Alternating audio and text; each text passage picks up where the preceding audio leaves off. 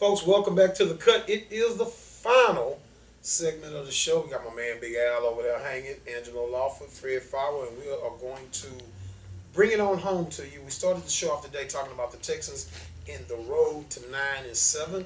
Not that we call ourselves some type of clairvoyant, what's the word, prognosticators, and some of these big words Fred used on his show on ESPN Radio 97.5 Yahoo Radio, where he gets all these celebrity callers from politics and everywhere else and doesn't even tweet his boy to let me know. My man Cornell, Blackfist.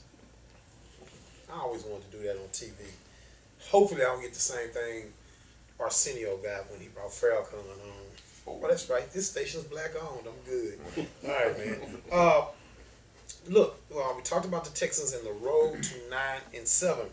We broke it down into three different stretches of games on the season. The first stretch, I had the Texans going 2-3 with back-to-back losses to the Ravens, Seattle, and the 49ers. I didn't predict out front that the Texans would lose to the Ravens. As I said, the way we're putting this together is we're basing it on what we've seen over the first few games. We're not afraid to admit that we don't know it all. We just want to try to give you folks some reasonable analysis to why we're picking the picks that we're picking, and not really saying the Texans are definitely going to lose any particular game or win any particular game, except for when they play the Jaguars. But what we are saying is that, look, based on what we're seeing, how the team is playing, what the level of health is with the team, folks, how the opponents are playing, you may very well see things culminate the way that we're saying that they have an opportunity to. So 2-3 with the first 5 game stretch, and then the 5-1 stretch we talked about, where Fred said they really should probably go 6-0 in that stretch if they really are a contender. And I think that's a very, very fair way of looking at it. But the parameters that I'm viewing the Texans in, it's difficult for me to see them just achieve perfection based on what I've seen this far, and with a little carryover from last season. I'm not one of those people that like to get caught up in what they did last year. I always refer back to Jeff Van Gundy saying from one year to the next at Media Day one year, he says, somebody asked him talked about how good the Rockets played defensively last year, so of course you'll be a good defensive team. He said, why? What does last year have anything to do with this year's effort? So I always go back to that. Now, we want to look at this final stretch of the season, the final 4 games of the season. I refer to this as the slide. And well, actually, it's the final 5 games of the season. The Texans picked up here at week 13 versus New England. I have that as a loss. Do I need to go into any deep analysis as to why I think the Texans can lose to the Patriots? I think not. No. Even though they have a quarterback that's on the level of being God, they're going to win that game. You think the Texans are going to win that game? Yeah. Well, let me run through here, and we'll see how you feel about this when it's all said and done. So that's Week 13 against New England at Reliance Stadium. That's the biggest advantage I could give to your argument, but I give that game to the Patriots. The Texans get Jacksonville in Week 14 in Jacksonville. That should just be a stay healthy game. Just try to be healthy. Texans should be able to just do what they do on probably the most fundamental basis and beat Jacksonville in Jacksonville on top of that. And plus, by week 14, Jacksonville is probably going to be more concerned with making sure they have the number 1 draft pick. Then we get the Colts in week 15 in Indianapolis. That's a loss in my book. We get the Broncos in Houston. That's just not going to work out well for the Texans. That's going to be a hard game. That's not going to work out well for the Texans. And then we go on the road to Tennessee. In Tennessee to finish the season. Jake Locker at quarterback, assuming he's healthy. Last game of the season for the Texans. Under my scenario, this is a game the Texans have to have, and still might not be in the playoffs if they don't get that game. I got the Texans going 9-7. Your prediction sounds like you're talking about the Cowboys to me. So No, I'm gonna tell you why it doesn't sound like the Cowboys. Is because I'm approaching it from a sensible, with standpoint with annotated information that can be examined. Delusional Cowboy fan would likely just use no facts, no stats, nothing sensible to come to them. Plus, a Cowboy fan would have the Cowboys going 14-2. I'm saying that my team is probably not going to make the playoffs.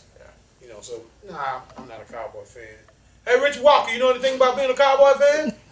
Just have to throw that out there. 9-7, folks. One interesting thing about the way that you line up the schedule lines up, it kind of curious as to how their home record is going to be at the end of the season. Texan? Yeah, having New England and Denver both at home and Seattle, it's interesting. And you know, one thing with New England and Denver in particular, they bring it every week. There's no off week for them. So and the Texans hope to be them. Yep. So it's going to be interesting to see what happens at Reliant this year, not just, you know, it's going to be interesting. I think this is going to be a very, very difficult, defining season for two people above all else. Forget about the Brooke Reeds of the world who's been disappointing at this point. Still hasn't. It's one thing to be showing new pass rush moves that just aren't quite working and you haven't got lucky yet, but it's another thing not to really be showing much development in regard to the variety of. And listen, Brooks Reed has to be a guy with moves. He's small. He's smallish. He's not going to bull rush anybody from the outside linebacker position. It's going to be all about speed, you know what I mean, and technique and pass rush moves. And Whitney Merciless, not enough reps as a starter, not overly concerned with that yet. But this time next year, Whitney Merciless, his clock is ticking. Fred, I'll let you jump in, man. No, I agree with both those points. And Brooks Reed has been almost useless out there. Almost as useless. Decent against the run. Almost as useless as Connor Barwin was last year. That's the comparison. And everybody loves him because he's got nice hair. But I like his hair too.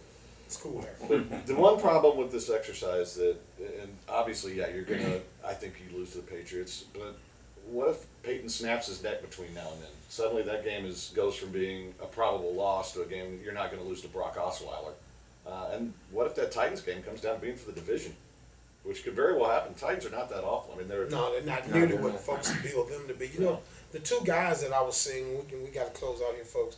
The two guys that I was talking about, that's going to be a just rough year for, in my opinion, and a defining year career-wise in Houston as far as what direction the team goes in and how fast they go in that direction is Matt Sharp and Gary Kubiak. There was a time in this town where we talked about the two folks joined that the umbilical cord with Rick Smith and Gary Kubiak. Folks, I honestly see a scenario where Matt Sharp and Gary Kubiak are, I don't know what timeline, are moved on out of our situation here, and Rick Smith is still a part of it. I think Rick has separated himself in terms of, no, I am the GM of this team, and we do things under Bob's structure. So no, I'm not going to walk in and fire Gary without Bob's blessing, But my job is not necessarily connected to his job, and you might understand that scenario a little bit. Well, I think you're right. And the other name that I would keep in mind in all this moving forward is Cal McNair. We don't talk about him a lot, but he's had a much bigger influence on what they're doing, and they love Rick, and they like that Rick basically has their vision and moves forward with it.